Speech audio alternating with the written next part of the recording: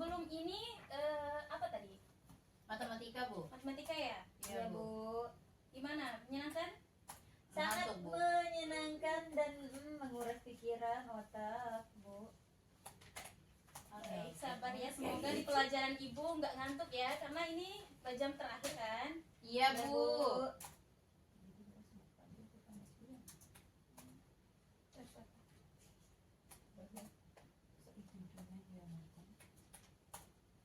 Ini hadir semua. Hadir semua, Hadir Bu. semua, Bu. Oke, ya, untuk memastikan Ibu cek kehadiran dulu ya. Iya, Bu. Ya, Bu. Tapi sebelum itu baiknya kita berdoa dulu. Ketua kelasnya Sofi bisa Ya, bantu Ibu memimpin doa hari ini. Baik teman-teman, sebelum kita memulai pembelajaran, marilah kita berdoa menurut kepercayaan masing-masing. Berdoa dimulai. Amin. Berdoa selesai. Amin. Semoga pelajaran bisa diserap dengan baik ya hari ini. Iya, Ibu. Ibu akan absen secara acak, jadinya didengarkan baik-baik ya. Ibu. Sartika Ayu, Hadir, Ibu. Yulia Nanik, Hadir, Bu. Sofi Hartila, Hadir, Bu. dengan Agustina. Hadir, Bu. Aduh lama ya ibu nyebutnya Agustina ya.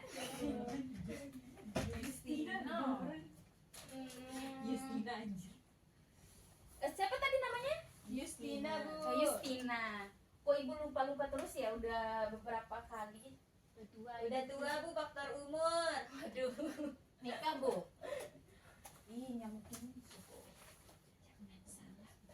Sesuai dengan kesepakatan kita pada minggu lalu, kita akan memaparkan atau belajar tentang teks apa? Siapa yang tahu? Gak ada yang tahu? Enggak ada. Nggak ada, Dari Bu. lupa ya? Lupa, Bu. Tadi Ah, udah matematika Teks soalnya. berita. Oh, teks berita. Kan minggu lalu udah kita ketemu kan kita belajar tentang teks berita. Apa itu teks berita? Apa itu pengertiannya? Bagaimana jenis-jenisnya? Bagaimana kaidah kebahasaannya?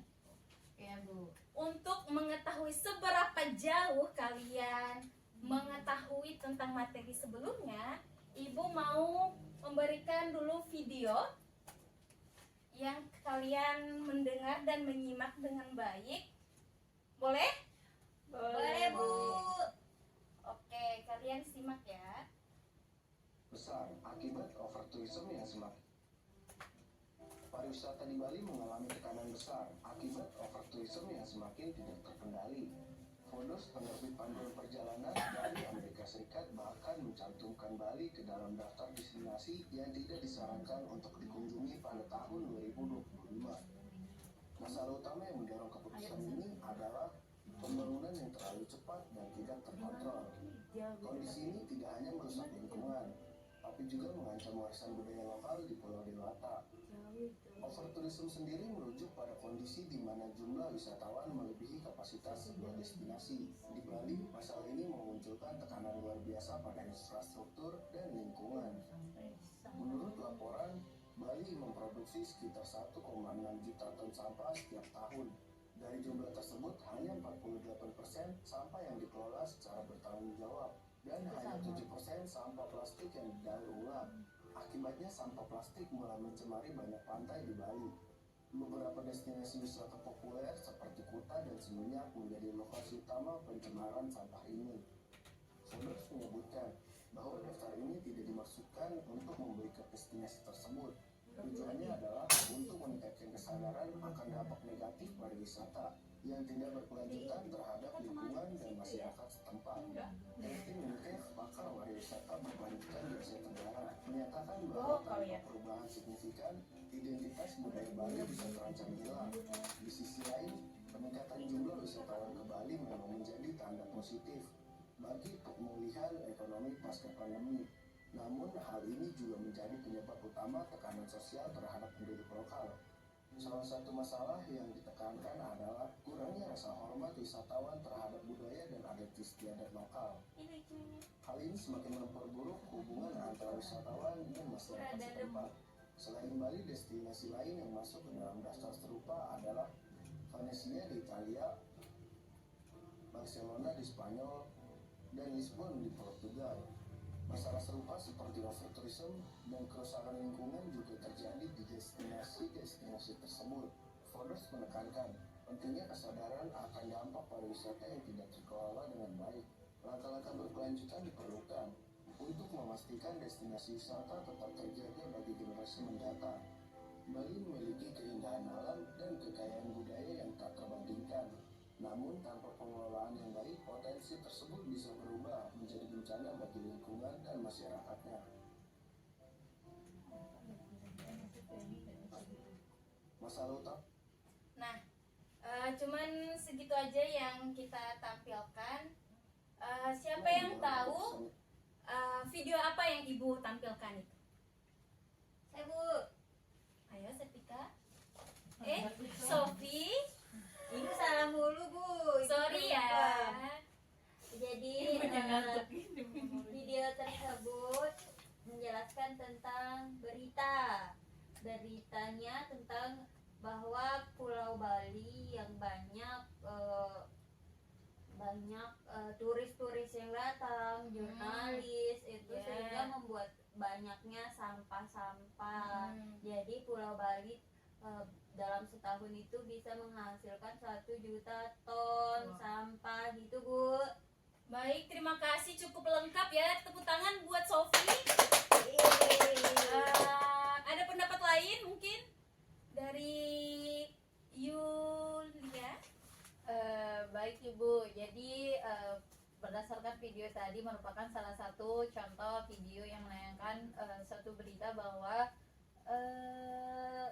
jumlah sampah di Bali sangat banyak. Ya, baik Ibu, hanya itu saja. Terima kasih ya, tepuk tangan buat Yuni. Baik, benar sekali anak-anak bahwa tapi sebelum itu, siapa yang pernah jalan-jalan dengan view yang Ibu tampilkan tadi? Belum Ibu. Belum pernah? Belum Bu, pernah di kos dulu. Belum pernah. Tapi di Bali pernah jalan-jalan di mana? Udah pernah jalan-jalan Pernah Bu. ke Kuta, Bu. Pernah ke Kuta. Sanur sama Kuta aja Bu. Di mana? Sanur. Di Sanur ya. Oke. Setidaknya kalian pernah jalan-jalan ya, harus healing ya. Iya Bu. Jadi setelah kalian sudah menyimak dan mendengarkan video tadi, Ibu harap kalian bisa menjawab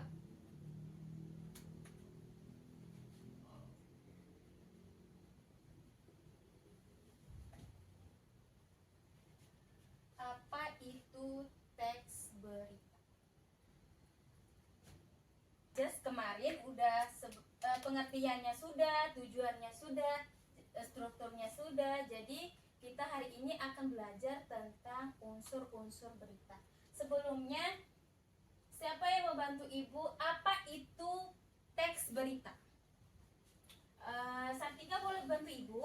Boleh Ibu. Oke. Teks berita disajikan secara objektif dan harus singkat, padat, jelas, benar, dan akurat. Strukturnya harus terdiri atas lead, tubuh berita, dan simpulan. Kode etik jurnalistik seperti prinsip kebenaran, keadilan, akuntabilitas, dan kemandirian harus dipatuhi agar teks berita bermutu dan dapat dipercaya oleh masyarakat. Baik, terima kasih Sartika. Terus selanjutnya Sofi Hatila, apa itu fungsi teks berita? Boleh bantu Ibu? Iya Bu. Jadi fungsi teks berita yaitu diantaranya sebagai sumber terkini, alat untuk membentuk opini dan sudut pandang masyarakat, alat untuk membangun hubungan antara media massa dan masyarakat, dan alat promosi dan branding dalam dunia bisnis. Oleh karena itu, penting untuk membaca dan memahami teks berita dengan baik agar mendapatkan informasi yang akurat dan sudut pandang yang objektif. Oke, terima kasih buat Sofi. Setelahnya jenis-jenis atau jenis dari teks berita. Boleh Yunia bantu Ibu? Ayo Bu. Oh iya, boleh. Jenis-jenis teks berita. Yang pertama, berita langsung atau straight news. Jenis berita langsung atau straight news adalah berita yang berisi informasi terbaru dan diberitakan dalam waktu dekat setelah peristiwa terjadi. Biasanya tidak lebih dari 1 atau 2 hari. Berita ini disajikan dalam headline atau halaman depan koran untuk cepat diketahui pembaca. Baik, terima kasih. Lalu jenis yang kedua adalah berita opini atau opinion news.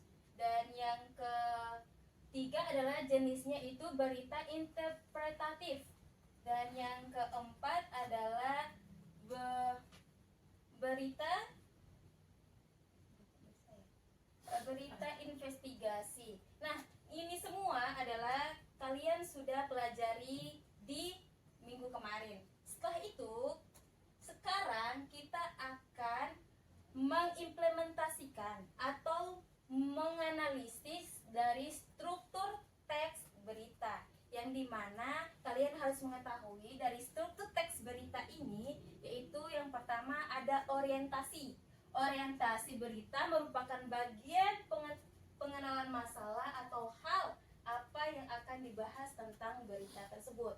Lalu yang kedua adalah peristiwa. Struktur teks berita ini menceritakan tentang kejadian yang terdapat pada peristiwa atau hal yang ingin dibahas secara rinci dan berurutan. Lalu yang ketiga adalah sumber berita. Sumber berita biasanya terletak di bagian awal berita atau akhir berita. Sampai di sini bisa paham?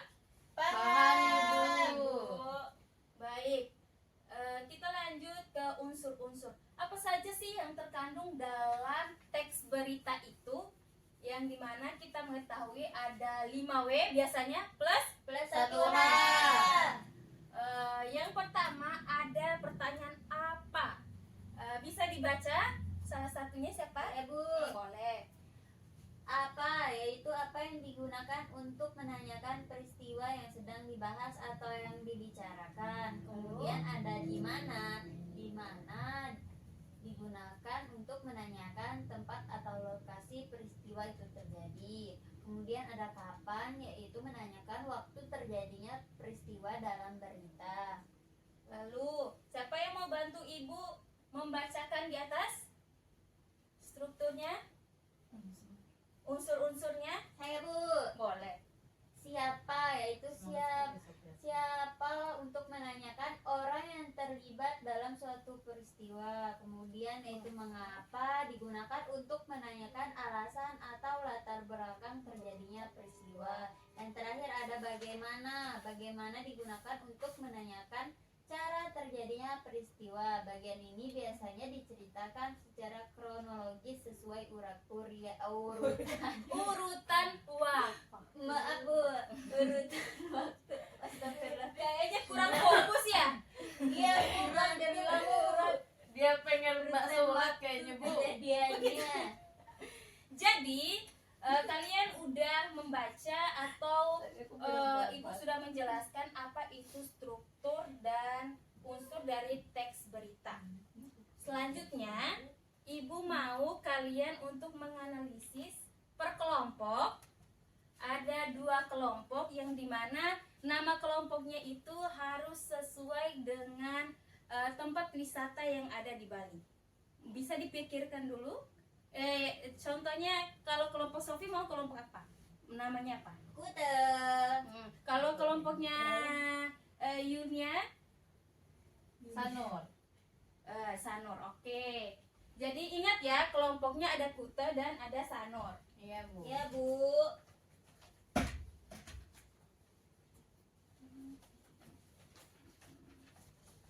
Baik. Di sini Ibu akan membagikan LKPD yang akan kalian jawab.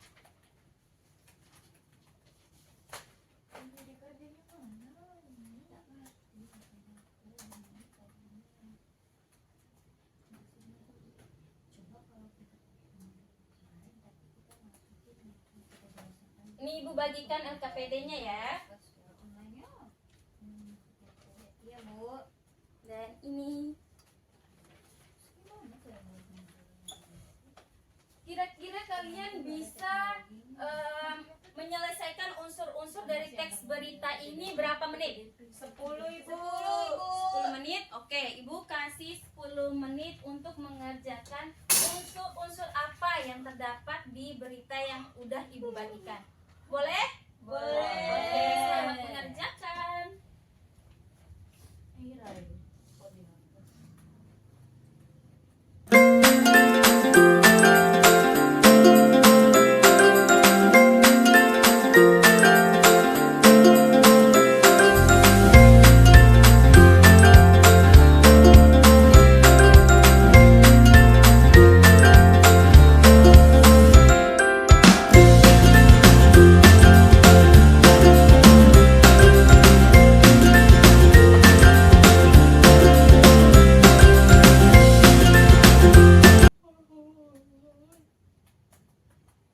Ibu membagikan kelompok itu udah sesuai dengan kemampuan kalian. Jadi dari kelompok Kuta dengan kelompoknya Sanur tidak bisa saling nyontek gitu ya. Iya, Bu. Karena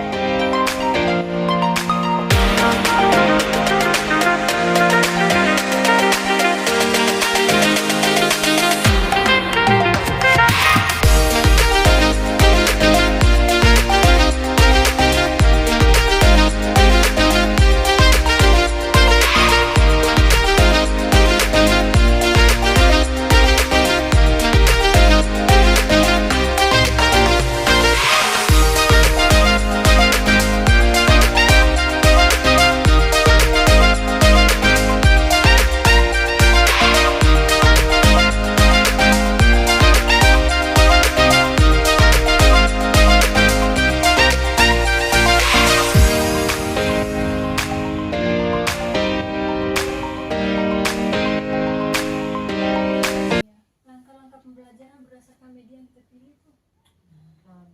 Susunan media ajar PJJ berupa satu subbab materi maksimal 2 pertemuan sesuai mata pelajaran yang akan Anda ajarkan saat menjadi guru nantinya dengan memanfaatkan teknologi dan media yang Anda Kolaborasi kuasai. ya. Misalnya, Anda dapat mengkombinasikan beberapa teknologi dan media secara bersamaan dengan memperkaya media ajar yang Anda susun. Media ajarnya yang disuruh bikin. Medianya ada. Sumpah nggak tidur aku nyelesain ini nanti malam. dulu coba aku tanya AI apa ya, aku tanyakan buatlah media ajar. Coba gimana media ajar apa ya,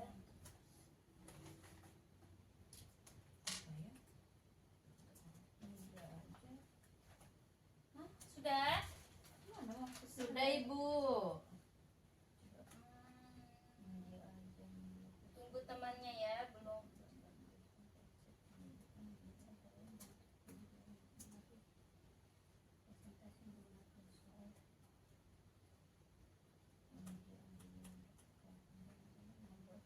Laptopku sudah mulai blank.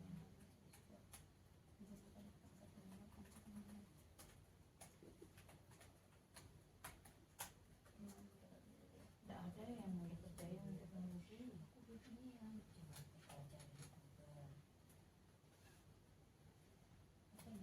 Tidak ada, udah aku cari. Beda nih.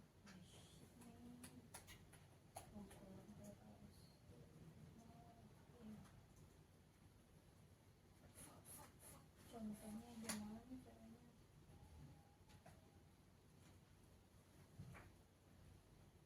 Udah berapa menit?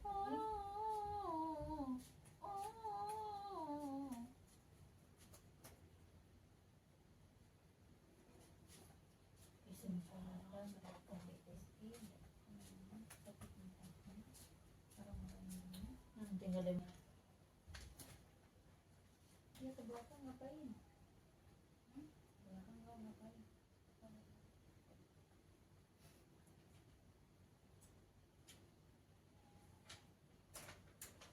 Sudah Bu. Sudah? Iya. Oke, boleh dipresentasikan siapa dulu? Kelompoknya Kute atau kelompoknya Sanur? Kayak dilama-lamain nih deh. Ya 2 menit. Apa ini kita disuruh unsurnya?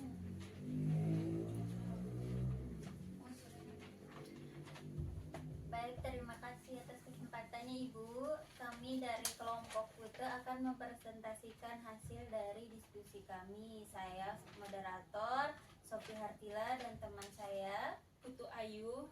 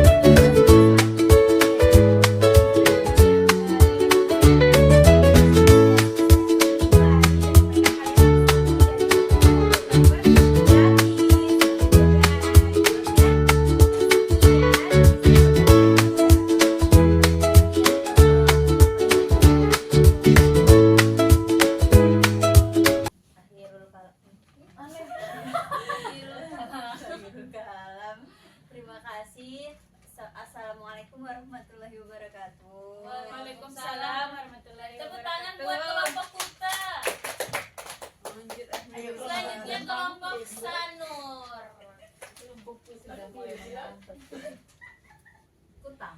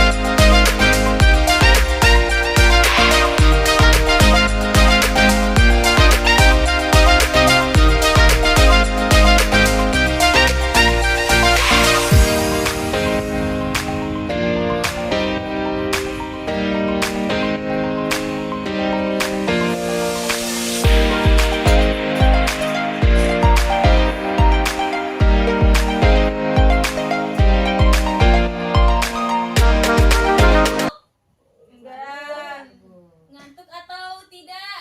Tidak, Ibu. Sedang-sedang Gimana kita ice breaking dulu sebelum kita pulang? Hah? Biasanya Ibu kan sehari roti. Roti, sari roti. Ayo dong, kompak dong, ulang. Sehari roti. Roti, sari roti.